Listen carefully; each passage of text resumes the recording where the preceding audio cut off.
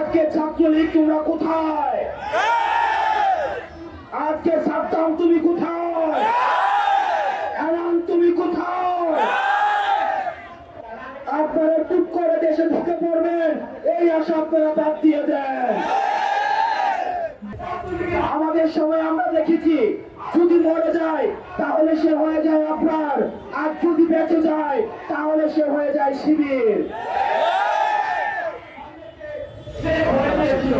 আমরা সেদিন আপনার মৃত্যুর পর আমরা রাস্তায় নেমে এসেছিলাম।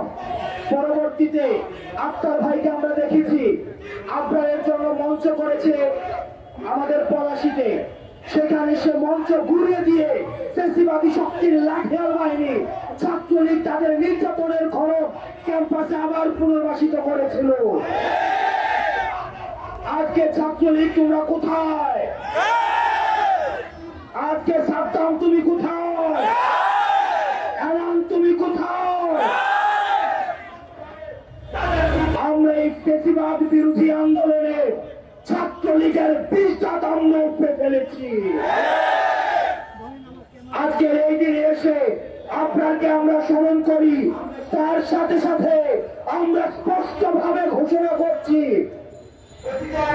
যতদিন পর্যন্ত 24 পরবর্তী আন্দোলনের বাংলাদেশ থাকবে, যারা ফ্যাসিবাদকে প্রশ্রয় দিয়েছে, যারা ফ্যাসিবাদের সাথে ছিল, যারা ফ্যাসিবাদের লাঠিয়াল বাহিনী হিসেবে কাজ করেছে, তাদের পুনর্বাসন এই বাংলাদেশে আর কোনদিন হবে না, হবে না, হবে না। ছাত্রলীগের কালো হাত ভেঙে দাও, গুড়িয়ে দাও, ভেঙে দাও, গুড়িয়ে দাও, ছাত্রলীগের কালো হাত।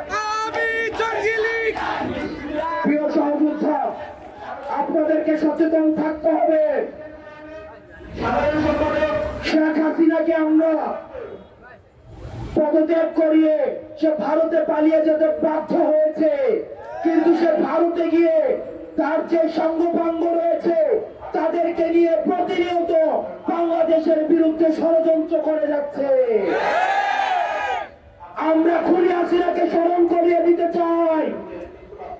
ওয়েস্টার্ন মিডিয়াতে, ইন্ডিয়া মিডিয়াতে আমাদের ছাত্র নাগরিকের অভ্যুত্থানকে জিহাদি অভ্যুত্থান হিসেবে দেখানোর চেষ্টা করা হচ্ছে, কিন্তু এটি কোনো জিহাদি অভ্যুত্থান ছিল না, এটি ছিল জুলুমের বিরুদ্ধে মুসলিমের অভ্যুত্থান।